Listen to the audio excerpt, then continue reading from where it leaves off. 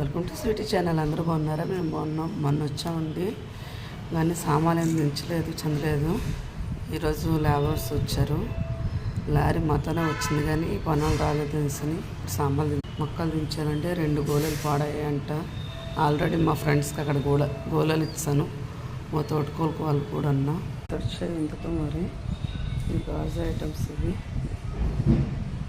ఏదో ఒకటి పాడవుతూనే ఉంటుంది. ఐటమ్స్ అన్నీ కాబట్టి నుంచి మా పాప బొమ్మలు ఎక్కువ ఉన్నాయి. సగం అక్కడ పడేసి వచ్చేసాను. నాకు ముందు కూడా పట్టేసింది, ఏమనుకోవద్దండి.